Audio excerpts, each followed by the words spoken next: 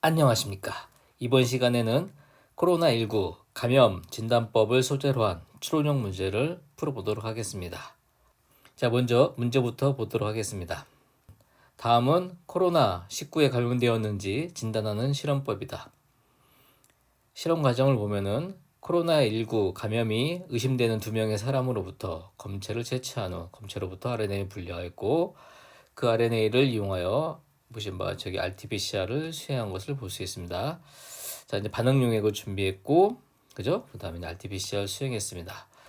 자, 이제 이러한 이제 실험을 수행했고, 실험 결과를 보면은, 자, 이러한 실험 결과 그래프가 나온 것을 볼 수 있습니다. 자, 그리고 거기 실험 결과, 이런 실험 과정과 실험 결과를 통해서 세 가지 보기로서 질문을 하고 있는 걸 볼 수 있습니다.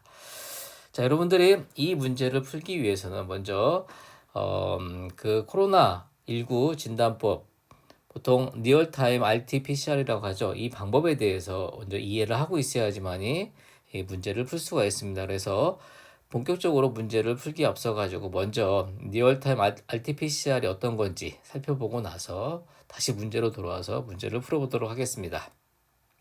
리얼타임 RT-PCR은 형광물질을 이용하여 PCR 과정에서 증폭되는 증폭 산물의 양을 실시간으로 모니터링하는 PCR 기법이다라고 할 수 있겠습니다. 자, 검사자로부터 채취한 검체로부터 RNA를 먼저 분리합니다. 이 검체에 만약에 코로나19 바이러스가 존재한다면은 그러면은 코로나19 바이러스의 RNA 유전체가 분리가 되겠죠. 자, 그렇게 분리한 RNA를 역전사시킨 후 곧바로 PCR을 수행하면서 형광물질을 이용하여 증폭되는 DNA 양을 실시간으로 확인함으로써 바이러스의 감염 여부를 판단하게 해주는 실험법이다라고 할 수 있겠습니다. 맨 처음에 채취한 이 검체에 바이러스 입자가 있었다 치면은 그러면은 RNA, 바이러스 RNA가 분리될 것이고 역전사가 일어나고 그 다음에 PCR이 되어지면서 증폭이 되어지면서 자 그러면서 증폭이 일어나게 된다는 겁니다. 그 결과로 특징적인 증폭 곡선이 나타난다라고 할 수 있겠습니다. 자, 증폭 곡선 얘기는 좀 이따 다시 한번 하기로 하고 먼저 여기 이제 RT-PCR부터 한번 살펴보게 되면은 RT-PCR 할 때 이렇게 3단계 과정 여기 3단계 과정으로 수행을 한다라고 할 수 있겠습니다. 이 첫 번째 단계 요 단계는 역전서 단계입니다. 역전서 단계인데 역전서를 일으키기 위해서는 역전서 요소가 필요하겠죠. 그렇죠? 역전서 요소 리버스 트랜스크립테이즈라고 하죠. 역전서 요소가 필요합니다. 요소가 좋아하는 온도가 50도씨입니다. 그래서 50도씨에서 3분 반응시켜주게 되면은 이 역전서 요소가 그 역전서 반응을 일으키게 되는데 분리한 RNA 즉 코로나 바이러스 코로나19의 RNA 유전체이죠. 코로나 바이러스 RNA 유전체는 플러스 RNA죠. 메신저 RNA를 곧바로 이용될 수 있습니다. 그죠? 그래서 이렇게 여기다 메신저 RNA를 표현해놨습니다. 자, 이것을 이용해가지고 주형으로 이용해가지고 역전사를 시키게 되는데 역전사 시키기 위해서는 이 프라이머가 필요합니다. 이 프라이머를 리버스 프라이머라고 하죠. 리버스 프라이머가 필요합니다. 리버스 프라이머는 이렇게 표현합니다. 보통 이렇게 그렇죠? 8'에서 3' 말단 방향으로 이렇게 표시하게 되고 이쪽에 메신저 RNA 3' 말단 쪽에 결합되어 있습니다. 결합을 하게 됩니다. 이쪽에 특기적으로 결합을 하게 됩니다. 이런 상태에서 여기 역전서 요소가 작용하게 되면은 결합해서 역전서 요소가 작용하게 되면은 이렇게 메신저 RNA하고 상부적인 가닥을 만들게 되어지게 되는데 그 가닥을 첫 번째 가닥의 cDNA라고 합니다. 그러니까 요게 이제 바로 요 DNA가 바로 첫 번째 가닥의 cDNA이고 이 첫 번째 가닥의 cDNA 8' 말단에는 리버스 프라이머가 이렇게 존재하는 것이겠죠. 자, 여기 과정이 이 단계가 이 첫 번째 단계, 역전서 단계라고 할 수 있겠습니다. 자, 두 번째 단계는 95도씨에서 10분간 해주는데 이거는 왜 이렇게 하냐면은 그 다음 단계부터는 이제 그 다음 역전사 끝났으면 그 다음에 PCR 증폭을 시켜야 되는데 PCR 증폭을 시키기 위해서 필요 없는 효소인 역전서 요소를 불활성화 시키는 것입니다. 그래서 요 과정은 역전사 요소를 불활성화 시키고 첫 번째로 두 번째 많은 경우에 그 PCR을 수행할 때 보통 핫 스타트라는 방법을 이용하게 됩니다. 이 방법을 이용할 때는 맨 처음에 95도씨에서 이렇게 한 10분 정도 처리해 주는 것입니다. 이 과정에서 PCR 과정에 필요한 효소 택 DNA 중합 요소라고 하죠. 중합 요소가 활성화되어집니다. 그래서 이 두 번째 단계는 역전사 과정에서 작용했던 역전사 요소는 불활성화 시키고, 두 번째, 왜냐하면 불활성화 되냐면 95도면은 대부분의 효소는 변성되니까 불활성화 되는 것입니다. 하지만 택 DNA 중합 요소는 95도시에서도 안정하죠. 오히려 처음에 불활성 상태로 제공되던 것이 이렇게 95도시에서 10분간 이렇게 가열을 해주게 되면은 택 DNA 중합 요소가 불활성 상태였던 것이 활성 상태로 변하면서 활성화되어진다라고 할 수 있겠습니다. 두 가지 목적으로 이용된 두 번째 단계를 진행한다고 할 수 있겠습니다. 자, 세 번째 단계는 이게 이제 PCR 단계입니다. 자, 이제 여기 옆에 그림을 다시 한번 보시게 되면은 아까 이제 역전사를 통해 가지고 첫 번째 가닥의 cDNA 요것이 만들어졌다고 했었습니다. 이것이 만들어졌다고 했었었는데 PCR을 수행할 때는 보통 이제 PCR을 수행할 때는 이제 보통 3단계 과정으로 수행하게 되는데 이렇게 하게 되면 시간이 좀 많이 걸립니다. 그래서 보통 진단 목적으로 RT-PCR을 할 때 그때 PCR은 이렇게 두 단계, 그래서 보통 이제 투 스텝 PCR이다 표현합니다. 투 스텝 PCR이다 이렇게 얘기하기도 하고, 또는 뭐 두 단계만 왔다 간다 뜻으로서 뭐 셔틀 PCR이다 이렇게 표현하기도 합니다. 그렇죠?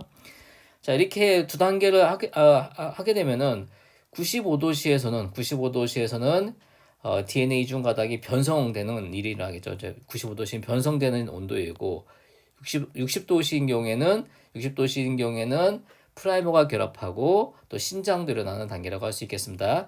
여기 보시면 아래쪽 그림 보시면 단계 1이 여기 역전사 과정이라죠. 역전사 단계란다고 했었고, 그다음에 단계 2 이 과정에서 첫 번째 역전사 요소를 불활성화시키고 두 번째 택DNA 중합 요소를 활성화시킨다 그런 얘기 했었습니다. 요게 단계 3이 이제 PCR 단계라고 한다고 했었고, 95도시에서 15초 하는 것은 변성시키는 단계입니다. 이중 가닥으로 되어 있는 DNA를 변성시키는 과정이라고 할 수 있겠고, 60도시에서 일부분 처리해 주는 것은 이 과정에서 먼저 프라이머 결합이 일어나게 되고, 보통 어닐링이라고도 하죠. 어닐링, 프라이머 결합이 일어나고, 프라이머 결합이 일어난 이후에 곧바로 프라이머 신장도 계속 일어나게 됩니다. 보통 이제 1단계, 2단계, 3단계라고 하게 되는데, 많은 일반적인 PCR에서는 이 두 번째 단계와 세 번째 단계로 서로 다른 온도에서 수행하죠. 하지만 여기 이제 진단 목적으로 PCR 할 때는 두 번째 단계와 세 번째 단계를 동일한 온도에서 보통 한 60도씨 근처의 온도에서 이렇게 수행을 하게 됩니다. 이렇게 하면은 시간이 절약되겠죠. 그렇죠? 이 두 단계, 요 두 단계를 통해서 그 PCR 수행한다고 해가지고 투 스텝 PCR 또는 셔틀 PCR이다라고 이렇게 얘기를 합니다. 자, 그러면은 이제 첫 번째 가닥에 이어서 만들어진 이후에 이제 여기서부터는 PCR 단계입니다. 여기 이제 옆에 오른쪽 그림에서 보게 되면은 여기부터는 PCR 단계라고 할 수 있겠고, 이 과정은 역전사 과정이죠. 역전사. 보통 PCR을 할 때에는 이 반응을 40사이클 하죠. 여기 두 단계를 40사이클. 이거를 40사이클 하게 됩니다. 이 반응을 40번 반복한다는 뜻이겠습니다. 그렇죠? 40사이클 진행한다라고 할 수 있겠는데, 자, 그 중에서 이제 이게 이제 첫 번째 사이클인데, 첫 번째 사이클은 조금 다릅니다. 어떤 면에서 다르냐면은 두 번째 사이클부터는 이중 가닥이 주용으로 증폭이 일어나지만은 첫 번째 사이클에서는 첫 번째 가닥의 cDNA 요거 첫 번째 가닥의 cDNA를 주용으로 두 번째 가닥에, 여기 이제 첫 번째 가닥의 cDNA죠, 그렇죠? 이게 퍼스트 스트랜드라고 하죠, 그렇죠? 퍼스트 스트랜드 cDNA인데 첫 번째 가닥의 cDNA를 주용으로 요게 만들어진다는 겁니다. 요게 이렇게 만들어진다는 것이죠, 그렇죠? 이것이 두 번째 가닥의 세컨드 스트랜드 cDNA라고 합니다. 두 번째 가닥의 cDNA가 만들어집니다. 그러니까 첫 번째 사이클에서는 증폭이 일어나지 않습니다. 그러니까 한 분자의 DNA가 두 분자로 되지는 않는다는 것입니다. 대신 단일 가닥의 요거죠. 단일 가닥의 cDNA가 이중 가닥의 cDNA로 바뀐다라고 할 수 있겠습니다. 증폭은 일어나지는 않지만 단일 가닥의 cDNA가 이중 가닥의 퍼스트 스트랜드 cDNA하고 세컨드 스트랜드 cDNA로 이루어진 그 이중 가닥의 cDNA가 만들어진다고 할 수 있겠습니다. 여기 보시면은 두 번째 가닥의 cDNA 합성할 때, 그러니까 PCR의 첫 번째 사이클에서는 여기 요 프라이머가 포워드 프라이머를 사용해야 됩니다. 포워드 프라이머는 이 메신저 RNA 기준에 썼을 때 8' 말단 쪽에 존재합니다. 5' 말단 쪽에 이게 메신저 RNA 방향성은 이게 5' 말단 이거 3' 말단이겠죠, 그죠? 왜냐면 이게 여기 이렇게 표시가 돼 있으니까 여기에서 5'이기 때문에 여기 5'이기 때문에 이거 상부적이기 위해서 여기 3' 말단이어야 됩니다. 자, 그래서 메신저 RNA 기준으로 왔었을 때 이 앞쪽 부분에 결합하는 프라이머이기 때문에 이 포워드 프라이머고 메신저 기점으로 해서 뒤쪽 부분에 결합하는 프라이머를 이게 리버스 프라이머다 이렇게 표현합니다. 그렇죠? 이거 리버스 프라이머입니다. 포워드 세컨드 스트랜드 cDNA가 만들어질 때는 포워드 프라이머가 이제 그 첫 번째 가닥에 cDNA에 결합한 다음에 그 다음에 자 이제 택 DNA 중합 요소에 의해서 두 번째 가닥에 cDNA가 만들어집니다. 그러니까 첫 번째 가닥의 cDNA는 역전서 요소가 만들지만 두 번째 가닥의 cDNA는 택 DNA 중합 요소가 만든다는 거 좀 여러분 잘 생각해 보시고 자, 그 다음에 이제 계속해서, 그 이후 단계를 보게 되면은, 그 다음 이제 두 번째 사이클부터는 이제, 여기 중폭 과정인데, 여기서부터는 이제, 두 번째 사이클에서부터, 그죠? 두 번째 사이클에서부터, 이제 40번째 사이클까지 진행하게 되는데, 한 사이클이 진행될 때마다, PCR이 진행될 때, 한 사이클이 진행될 때마다, 각각의 가닥이 풀려가지고, 각각의 가닥이 상부적인 가닥이 만들어지기 때문에 한 분자의 DNA가 두 분자로 되는 것이죠. 그렇죠? 한 사이클이 진행될 때 이제 그 DNA 분자 수가 두 배로 증가합니다. 만약에 이제 그냥 논리적으로 그냥 이론적으로만 봤을 때는 이렇게 두 사이클부터 40사이클이니까 총 39사이클이죠. 그렇죠? 그래서 DNA가 39사이클이 더 진행되는 동안에 2의 39승배로 증가합니다. 증가한다고 할 수 있겠습니다. 이제 이론적으로는 이렇게 얘기할 수 있는데 실질적으로 이제 뒤로 가다 보게 되면은 이제 그 뒤에 뭐 30사이클 뭐 40사이클 가까이 가다 보면은 역전서 요소의 활성이 좀 감소한다든가 그런 이유로 인해 가지고 실질적으로 두 배씩 이렇게 증가하지 못합니다. 어쨌든 이론적으로는 이렇게 두 배씩 증가하고 2에 만약에 40사이클 여기 돌렸다 치면 여기 40사이클 돌렸다 치면 여기 있죠 여기 그러면은 RT-PCR 하게 되면은 DNA는 2의 23승배 증가한다라고 할 수 있겠습니다. 이렇게 한번 여러분이 RT-PCR의 기본적인 걸 살펴봤고 계속해서 보게 되면은 실시간으로 RT-PCR을 통해서 증폭되어지는 DNA 양을 실시간으로 얼마큼 증폭되고 있는지를 확인을 해야 됩니다. 그렇게 확인하기 위해서 리얼타임 PCR 실험법에서는 두 종류 프라이머 사용하는 거 이외에도 탐침을 사용하게 되는데 보통 많이 사용하는 탐침이 뭐 하이드롤라이시스 프로브라고 하는데 택맨 프로브를 사용합니다. 요 택맨 프로브를 사용하게 되는데 여기 다시 한번 여기 그림을 다시 한번 보게 되면은 택맨 프로브는 포워드 프라이머가 붙는 자리가 여기이고 그렇죠? 리버스 프라이머가 붙는 자리가 여기입니다. 그러니까 여기에 붙고 포워드 프라이머는 여기에 붙습니다. 택맨 프라이머는 그 중간 어딘가에 붙습니다. 그죠? 여기 중간 어딘가에 여기 얘가 붙는다는 것입니다. 그래서 추가적으로 택맨 프로브를 사용한다라고 할 수 있겠습니다. 이 택맨 프로브는 자, 여기 잘 보시면은 택맨 프로브에 여기 파이프라인 말단 쪽에서는 여기 R이 붙어 있는데 R은 형광 물질입니다.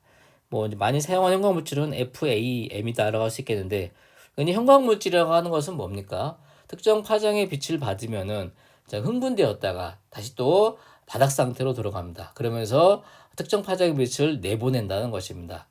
특정 파장의 빛을 내보낼 때 그 빛을 우리가 눈으로 보면은 반짝반짝 빛이 나는 형광이 나는 것처럼 보인다는 것입니다. 그래서 형광 물질이다라고 할 수가 있겠는데 FMM 같은 형광 물질은 얘를 흥분시키는 파장은 495 나노미터의 파장의 빛이고 얘가 흥분되었다가 다시 바닥 상태로 흥분 상태로 갔다가 바닥 상태로 들어갈 때 발산시키는 형광의 빛은 520내노미터 파장의 빛이다라고 할 수 있겠고 이게 아마 파란색 파장일 겁니다. 520내노미터 파장의 빛입니다. 자, 그래서 요 빛이 나오는 것을 검출한다는 것입니다. 실시간으로. 그런데 이 택맨 프로브 상태로 존재할 때는 여기에 지금 형광 물질이 결합되는데 바로 근처에 여기 가까운 곳에 여기에 지금 닥 컨처라고 하는 것이 여기 붙어 있다는 것입니다. 얘는 그야말로 블랙홀과 같은 것이다라고 생각하시면 될 것 같습니다. 그래서 보통 BHQ라는 걸 많이 사용하는데 블랙홀 컨처라고 합니다. 여기 이름도 그렇게 붙어 있습니다. 그렇죠? 얘가 하는 역할은 뭐냐면은 얘는 이렇게 발산된 형광 물질, 형광 빛을 얘가 흡수하는 것입니다. 그래서 얘가 좀 가깝게 존재할 경우에, 즉 택맨 프로브 상태로 존재할 때, 3' 말단에 8' 말단에는 형광물질이 붙어 있고 3' 말단에는 이 닭건처가 붙어 있는데 이렇게 가까이 존재할 때는 얘를 495nm 빛을 얘가 비췄을 때 얘가 흥분해 가지고 520nm 빛 파장의 빛을 발산한다 하더라도 이렇게 발산한다 하더라도 바로 얘가 그것을 다 흡수해 버린다는 것입니다. 그래서 빛을 없애 버립니다. 그래서 마치 형광이 안 나는 것처럼 느껴집니다. 그래서 택면 프로브 상태로 존재할 때는 형광물질이 형광물질로서의 기능을 하지 못합니다. 왜냐하면 닭건처가 형광물질에서 발산되는 빛을 다 흡수해버리기 때문에 그렇다는 것입니다. 자, 그런데 여기 보시면은 여기 이제 아래쪽 그림 보시게 되면은 요게 지금 택DNA 중화요소가 결합을 해가지고 쭉 이렇게 이동해 가면서가 지금 택DNA 중화요소가 DNA를 신장을 하고 있죠. 그죠? 쭉 신장을 하고 있는데 자, 택DNA 중화요소는 5' to 3' 엑소 뉴클리에이즈 액티비티를 가지고 있습니다. 이게 이제 무슨 뜻이냐면은 이게 쭉 앞으로 쭉 DNA 합성에 가다가 앞에 걸리적거리는 게 있으면 여기 있는 뉴클레오티드를 다 떼어내 버린다는 것입니다. 제거해 버린다는 겁니다. 조각조각 낸다는 것입니다. 8'에서 3' 방향으로 가면서 앞쪽에 있는 8' 말단에 붙어 있는 뉴클레오티드를 하나씩 떼어 버린다는 것입니다. 그렇게 되면은 여기 첫 번째 뉴클레오티드에 붙어 있던 8' 말단에 붙어 있던 이 형광물질이 떨어져 나와가지고 이렇게 떨어져 나와가지고 자유로워진다는 겁니다. 자, 그러면은 이제 여기 좀 계속 더 진행된 것이죠. 그렇죠? 택DNA 중화요소가 이만큼 오게 되면은 그러면은 이 앞에 있던 이 형광물질이 붙어있던 그 부분을 다 잘라내가지고 형광물질이 자유로워집니다. 이런 상태에서는 이게 지금 495nm 파장의 빛을 비춰주게 되면은 얘가 형광 520nm의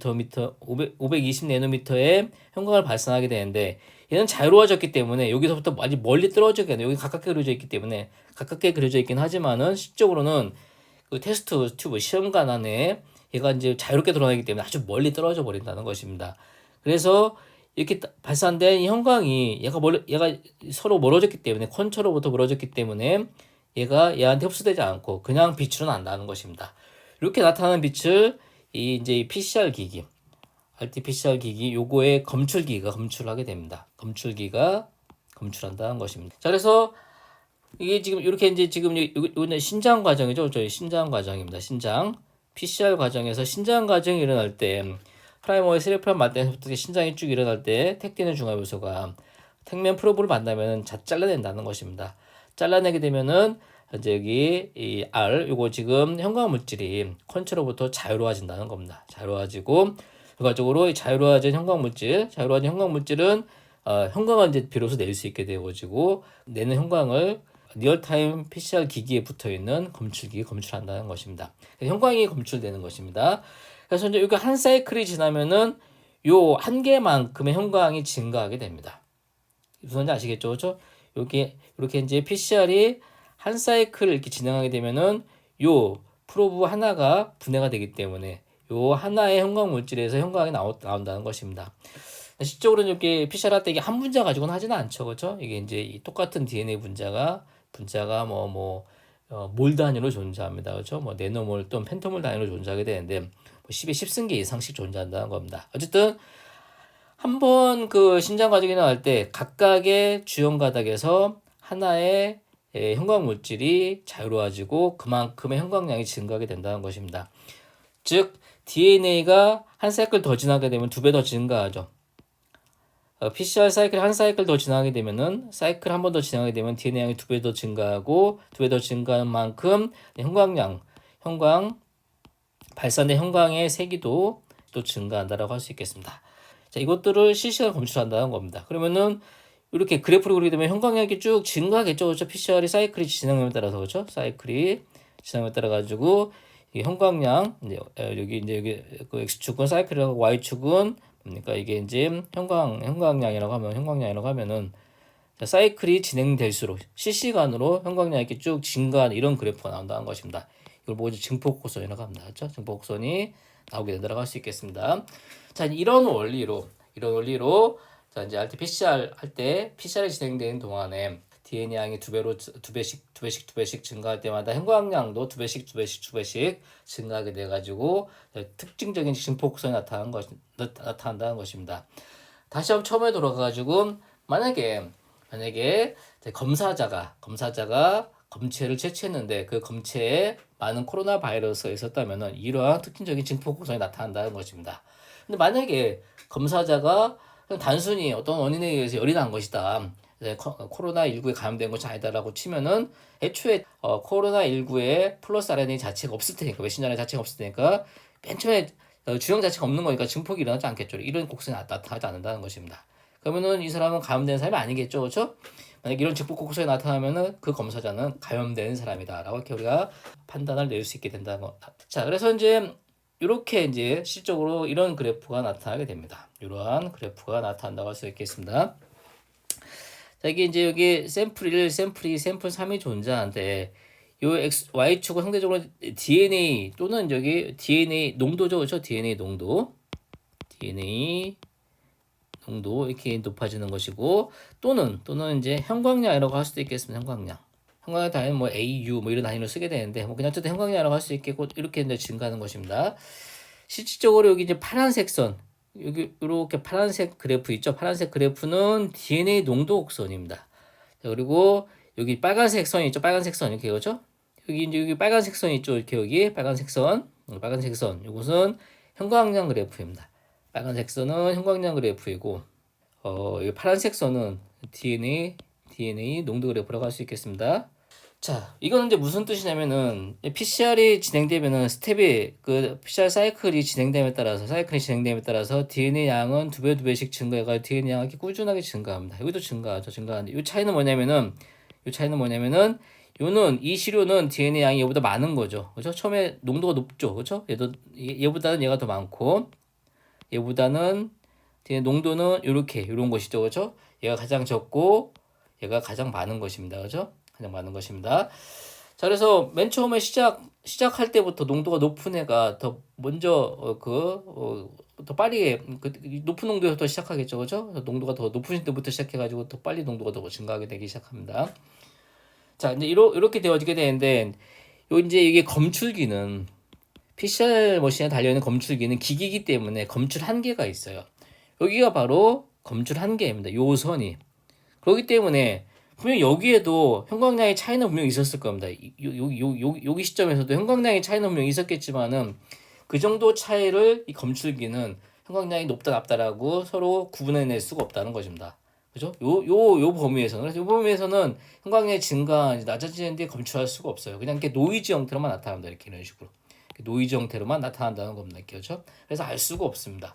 그래서 검출 한계라고 할 수 있겠고 그래서 이제 보통 여기 요 지점을 우리가 이제 베이스 라인이라고 표현합니다. 이렇게 베이스 라인. 요 베이스 라인에 여기 지금 노이즈가 있죠. 여기 노이즈의 표준 편차가 있는데 이 표준 편차 한 10배 정도보다 큰 값. 표준 편차 10배 정도 큰 값을 보통 우리가 이제 여기 선이죠. 그렇죠? 트레스홀드라고 합니다. 트레스홀드라고 하는 것은 본격적으로 지수적으로 형광량이 지수함수적으로 증가하기 시작한 시점이다라고 표현합니다. 일반적인 용어는 트레스홀드는 형광량이 지수함수적으로 증가하기 시작하는 그 시점이다. 이게 이제 트레스홀드의 정의인데 좀 더 세분하게 보면 이런 의미가 있다는 겁니다. 그렇죠? 노이즈의 표준 편차보다 10배 정도 더 센 형광의 세기 부분이 바로 트레스홀드다라고 얘기할 수 있겠습니다. 자, 이 트레스홀드는 나중에 여기 T 값을 계산하는데 이용된다라고 할 수가 있겠습니다. 자, 이렇게 이제 볼 수가 있는데 이 CT 값은 트레스홀드하고 증폭선이 만나는 시점에서의 사이클 수입니다. 그죠? 이렇게 보시면 같이 여기 지금 증폭곡선하고 증폭곡선하고 그다음에 여기 역직값이 만나는 요 지점 이때의 사이클 수 요것이 바로 CT 값이다라고 할 수 있겠습니다. 이게 이제 사이클 수입니다. 그렇죠? PCR 반응 횟수겠죠. 0에서부터 여기 40회까지 이렇게 증가하는 것이죠. 맨 처음 여기는 0일 테고 이쪽은 0이고 그렇죠? 여기는 40이겠습니다. 이렇게 쭉 여기까지니까 여기가 40이겠네요. 그렇죠? 여기가 40입니다. 여기는 0이고 이렇게 쭉 증가하는 것입니다. 만약에 여기 지금 여기 샘플 1 그렇죠? 여기 지금 여기 샘플 1 얘가 농도가 되면 10이었고 얘의 농도가 이를테면은 5였다. 5였다. 그러면은 얘가 지금 농도가 2배인 것이죠. 2배. 그죠? 그러면은 우리가 PCR을 진행할 때 한 사이클이 진행할 때마다 농도가 2배로 증가한다겠죠. 이렇게 2배로 증가한다고 했었습니다. 그렇죠? 그러면은 얘는 만약에 얘는 이렇게 증가하다가 여기 요 CT 값이 얘는 만약에 얘가 만약에 15 사이클이었다. 그때 여기 이 지점이 나타난다고 가정하게 되면은 얘는 얘보다 농도가 2배 더 낮은 얘는 한 사이클 더 뒤에 16에서 한 사이클 더 진행했을 때 비로소 얘가 그 15 사이클에서 다달했던 농도에 도달한다는 겁니다. 샘플 2는 샘플 1이 15번 15 사이클 진행했을 때 증폭된 양에 도달하기 위해서는 이보다 농도가 2배 더 작은 샘플 2는 16 사이클을 진행을 해야지만이 샘플 1이 도달했던 그 농도에 도달하게 된다. 그런 의미라고 할 수 있겠습니다. 그렇죠? 그래서 CT 값이 뭐 2가 차이 났다. 그러면은 시장 물질 농도 차이는 몇이겠습니까? 농도 차는 바로 4배라는 것입니다. 4배. 그렇죠? 그죠? 만약에 CT 값이 3이었다. 3이 차이가 났다. 그러면은 시장 물질의 농도 차이는 몇 배였습니까? 8배였다는 것입니다. 이렇게. 요 개념 우리가 잘 여러분들이 알고 계셔야 되는 것입니다.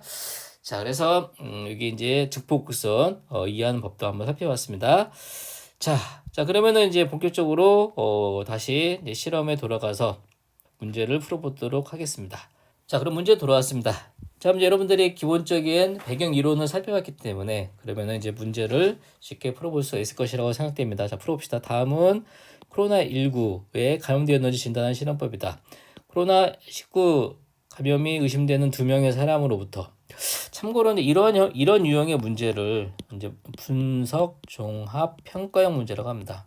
추론형 문제 한 일종입니다. 추론형 문제. 보통 이제 분석 종합 평가형 문제 이렇게 실험적인 자료를 주어집니다. 이렇게 실험 자료를 주어지고 여기 실험이 주어지고 여기 실험 과정이 이렇게 주어지고 또 이제 실험 결과도 주어집니다. 자, 그러면 이제 여러분들이 알고 있는 지식을 이용해 가지고 여러분이 알고 있는 지식을 이용해서 실험을 종합하고 또 분석을 해야 됩니다. 이 실험 과정을 종합하고 분석하고 또 결과도 해석을 하고 분석하고 해석도 해야 되겠죠. 실험 결과도 분석을 하고 해석하고 그런 다음에 주어진 보기가 옳은지 틀린지를 평가하는 문제다. 평가하는 문제라고 할 수 있겠습니다. 이것이 이제 분석 종합 평가형 문제이고 아마도 이제 이런 유형의 문제가 접근하기에 가장 어려운 문제이지 않을까라고 합니다. 생물 문제 중에서는. 그렇죠? 자, 어쨌든 이제 여러분들 뭐 그런 능력이 되실 거라고 믿고 한번 쭉 계속 문제를 풀어보도록 하겠습니다. 2명의 사람으로부터 검체 보통 상기도 체액을 검출하죠. 그렇죠? 보통 코로나 바이러스가 여기 기고 특히 상기도 쪽에 많이 감염되기 때문에 코 깊숙하게 이렇게 면봉 같은 걸 집어넣죠. 그래서 이제 거기서 이제 체액을 좀 얻어냅니다. 그거를 이제 그 체액을 얻어가지고 거기로부터 RNA를 분리합니다. 만약에 이 검사자가 코로나19에 감염되었다 치면은 거기 이제 코로나19 바이러스가 거기 입자들이 막 있는 것이 비리온들이 막 있는 것이고 비리온들이 막 있는 것이고 거기로부터 코로나19의 RNA 유전체가 분리가 되겠죠. 그렇죠? RNA가 분리가 됩니다. 시험관에 아래와 같이 리얼타임 PCR 반응 용액을 준비하였습니다. OX RT-PCR 반응 용액에는 최종 사용 농도의 5배 농도에 해당하는 완충제가 들어있고 25X RT 엔자임 믹스에는 최종 사용 농도의 20의 농도에 해당하는 역전소 요소와 택DNA 종합 요소가 들어있다고 되어 있습니다. 대조구 시험도 잘 기억하셔야겠죠. 대조구에는 RNA 용액 대신에 RNA 용액을 넣지 않고 대신 그냥 물만 넣었다는 겁니다. 그렇죠? 맹물을 넣었습니다. 맹물. 여기 이제 이런 식으로 이제 RT-PCR 반응 용액을 준비했습니다. OX RT-PCR 완충 용액을 5마이크로 넣었습니다. 자, 이제 5배 넣어가지고 얘가 이제 최종 사용 농도의 5배 정도이기 때문에 얘가 최종적으로는 1x가 되겠죠. 1x가. 얘는 5배 해석돼야지 1x가 되겠죠. 그렇죠? 그럼 5마이크로 넣어가지고 얘가 5배 해석되기 위해서는 최종 이 반응 용액 부피는 25마이크로리터가 되어야지만 25마이크로리터 중에 얘가 5마이크로리터 이렇게 들어가 있으면 그러면은 얘는 5배 해석되는 셈이 되겠죠. 그렇죠? 그래서 우리가 이제 여기 또 다 더해보면 또 알겠지만은 결국 좀 최종 토탈 볼륨은 25 마이크로리터다. 총 부피는 25 마이크로리터라는 것을 이렇게 알 수 있습니다. 가에 뭐 RNA 용액 5 마이크로씩 넣었다고 칩시다. 그렇죠? 3 마이크로몰에 택맨 프롭을 넣었습니다. 1 마이크로리터를 넣었네요. 자, 그러면은 25 마이크로리터에 1 마이크로리터가 들어있으니까 얘는 이제 25배 희석되는 셈이겠죠. 25배 희석되는 셈이 됩니다. 자, 그러면은 여기 이제 3 마이크로몰이 25배 희석되는 것입니다. 25배 희석. 25배 희석되는 겁니다. 3 마이크로몰은 이제 이거는 3000 내노몰이죠. 그렇죠? 마이크로보다 1000분의 1 작은 단위가 내노니까 그렇죠? 나노. 3000 나노몰이다 이렇게 얘기할 수 있습니다. 그렇죠?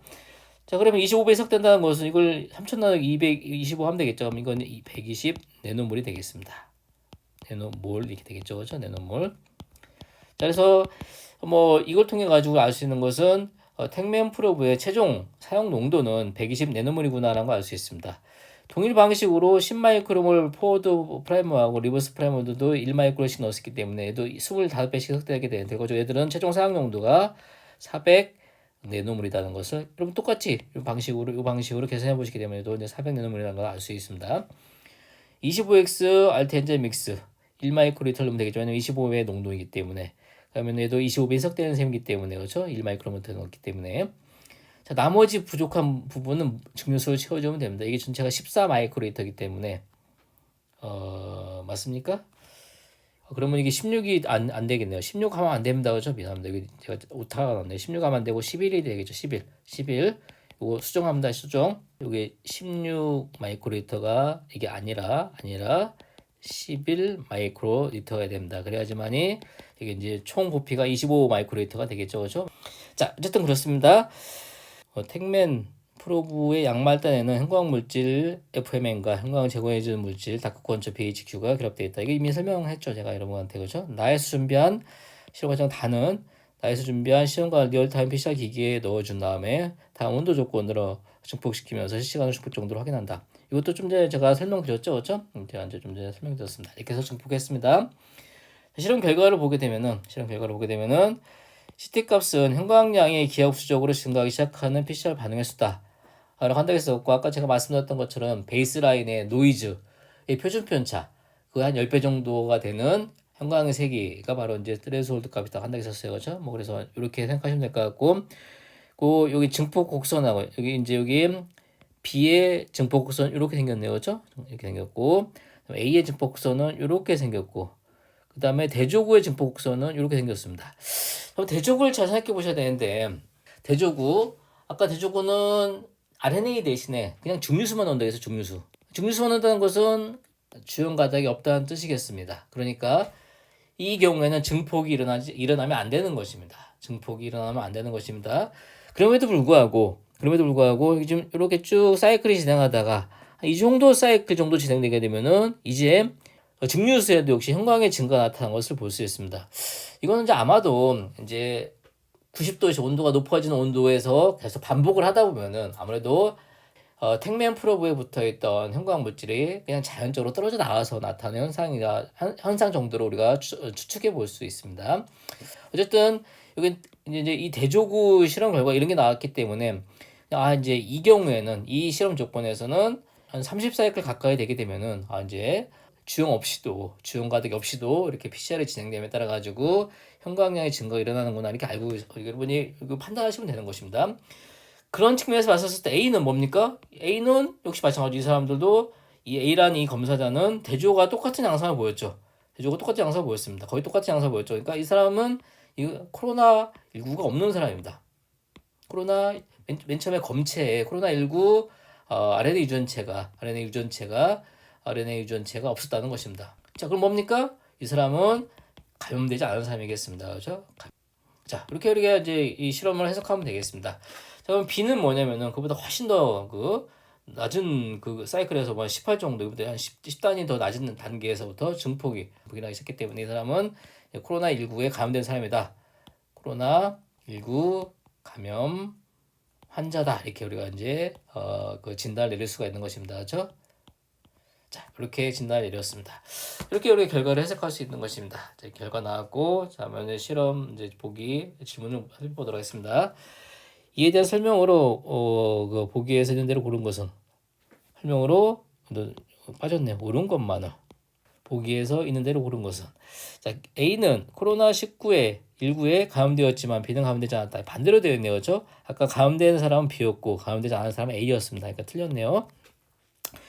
자 이제 디귿을 봅시다. 나에서 준비한 리얼타임 PCR 반응용액의 택맨 프로브의 농도는 120 내노몰이었다. 아까 살펴봤었죠. 맞았습니다. 이거죠. 자 프라이머의 농도는 400 내노몰이었었고 택맨 프로브의 농도는 120 내노몰이다. 맞는 거였었죠. 그죠? 아까 제가 문제에서 여기 해설할 때 실험 과정 설명할 때 말씀드린 거였습니다. 맞는 설명이고 니은을 봅시다. 니은 신체에 B보다 4배 더 많은 코로나 바이러스 구가 존재하는 그러니까 농도가 4배 더 크다는 겁니다. 농도 4배 더 많음. 그죠? 많다는 뜻이겠습니다. 그죠? 그러면 검체를 이용하여 가다 실험을 수행하면 값값은 B보다 4가 작게 나타난다. 4배 더 많다는 것은 자, 4배가 되기 위해서는 2사이클 그죠? 2사이클이면 되죠. 그죠? 2사이클을 진행하는 동안 증폭되는 양은 4배로 증가하죠. 그러니까 CT 값은 이 사이클 수죠. 사이클 수입니다. 2가 작게 나타나야 됩니다. 2가 4가 아니라 2가 합니다. 2사이클 차이가 나면은 2사이클 더 먼저 앞에서 먼저 그 농도에 도달하게 된다는 것입니다. 2가 더 작게 나타난다고 할 수 있겠습니다. 그렇죠? 자, 이제 여기 만약에 C 뭐였다면은 미안합니다. 여기가 아니겠네요. 그렇죠? 여기 요 CT 값이 만약에 지금 여기 대략 줘봅시다. 이게 한 19였다를 가정하게 되면은 아까 이제 보기 니은에서 설명한 사람은 이런 식으로 되겠죠. 이런 식으로. 이제 그림을 좀 그려보게 되면은 그래서 여기는 뭡니까? 여기는 17입니다. 17. CT 값이 17이다라고 할 수 있겠습니다. 2사이클 더 먼저 앞서 나온다는 겁니다. 자, 그래서 여기에 4가 더 적게 나타난다. 이거 틀렸다는 것입니다. 그죠? 이거 틀린 말이고, 자, 이제 2라고 해야 됩니다. 이거죠? 이거 좀 잘 생각해 보셔야 됩니다. 자, 틀렸습니다. 그래서 옳은 보기는 디귿뿐이겠고, 정답은 이제 3번이겠네요. 그죠? 자, 정답은 3번이겠습니다. 자, 이렇게 해서 코로나19 진단법 분석종합 평가형 문제 해설을 마치도록 하겠습니다. 감사합니다.